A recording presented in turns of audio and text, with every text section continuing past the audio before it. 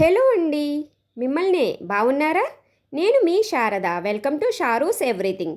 ఈరోజు ఈ వీడియోలో చికెన్తో వడలు ఎలా చేసుకోవాలో చూపిస్తానండి. ఇవి 4-5 రోజుల పాటు నిల్వ ఉంటాయి. అలాగే సాంబార్లోకి కానీ రసంలోకి కానీ సైడ్ డిష్ కింద కూడా చాలా బాగుంటాయండి. నార్మల్గా స్నాక్స్లా తిన్నా కూడా పిల్లలైతే చాలా ఇష్టపడతారు. సో దానికోసం ఇక్కడ ఒక చిన్న గ్లాస్తో పచ్చిశనగపప్పు తీసుకుని బాగా వాష్ చేసేసుకుని వాటర్ వేసుకుని 2 గంటల పాటు నానబెట్టుకోవాలండి. మనకి పచ్చిశనగపప్పు నానేలోపు పావు కేజీ బోన్లెస్ చికెన్ తీసుకుని దాంట్లోకి కొంచెం పసుపు, కారం, అలాగే సాల్ట్ కూడా వేసుకుని కొంచెం వాటర్ వేసుకుని చికెన్ని మనం బాయిల్ చేసుకోవాలండి. మొత్తం వాటర్ అంతా ఇంకిపోయే వరకు అయితే చికెన్ బాయిల్ చేసుకుని ఈ మిశ్రమం కూడా చల్లారనివ్వాలి. చికెన్ చల్లారేలోపు మనకి నానబెట్టుకున్న శనగపప్పు ఉంది కదండి, అది మిక్సీ పట్టుకోవాలి. సో ఇక్కడ ఒక మిక్సీ జార్ తీసుకుని నానిన శనగపప్పు వేసుకుని కొంచెం కోర్స్గా అయితే గ్రైండ్ చేసుకోండి.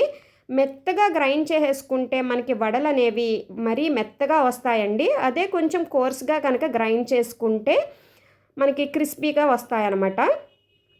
ఆ తర్వాత అదే జార్లోకి బాయిల్ చేసుకున్న చికెన్ కూడా వేసుకుని ఇది కూడా గ్రైండ్ చేసుకోవాలండి.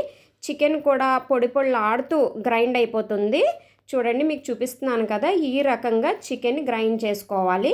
ఇది కూడా బౌల్లోకి తీసేసుకుని అందులోకి 1 స్పూన్ అల్లం వెల్లుల్లి పేస్టు, అలాగే 1 స్పూన్ గరం మసాలా వేసుకోవాలండి. మనం ఇందులోకి ఎటువంటి కారం కూడా యాడ్ చేయము, ఎందుకంటే చికెన్ బాయిల్ చేసుకునేటప్పుడు కారం అయితే యాడ్ చేసాం కదండి, అది సరిపోతుంది. సో ఇదంతా కూడా బాగా మిక్స్ చేసుకుని చిన్న చిన్న బాల్స్లా చేసుకుని వడల్లాగా అయితే ఒత్తుకోవాలండి. చూడండి, మరీ పెద్ద సైజు కాకుండా ఈ రకంగా చిన్నగా బాల్ చేసుకుని అరిచేతిలో పెట్టుకుని వడల్లా అయితే ఒత్తుకుని అన్నీ కూడా రెడీ చేసుకోవాలి. మరీ మందంగా చేసుకుంటే వేగవండి. సో ఈ మాత్రం సైజులో చేసుకుంటే సరిపోతుందన్నమాట. ఇప్పుడు ఒక ప్యాన్ పెట్టుకుని డీప్ ఫ్రైకి సరిపడంత ఆయిల్ వేసుకుని ఆయిల్ వేడయ్యాక మనం చేసుకున్న వడలు ఉన్నాయి కదండి, అవి వేసేసుకుని 2 వైపులన కూడా గోల్డెన్ బ్రౌన్ కలర్ వచ్చే వరకు వేయించుకోవాలి.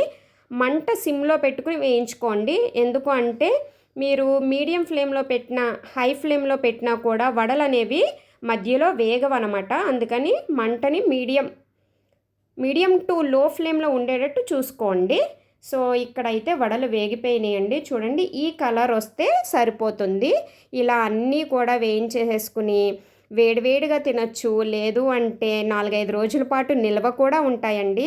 అలాగే పిల్లలు స్కూల్ నుంచి వచ్చేసరికి స్నాక్స్లా చేసి పెట్టినా కూడా వాళ్ళు చాలా ఇష్టంగా తింటారు. సో డెఫినెట్గా ట్రై చేయండి, మీకు కూడా నచ్చుతాయి.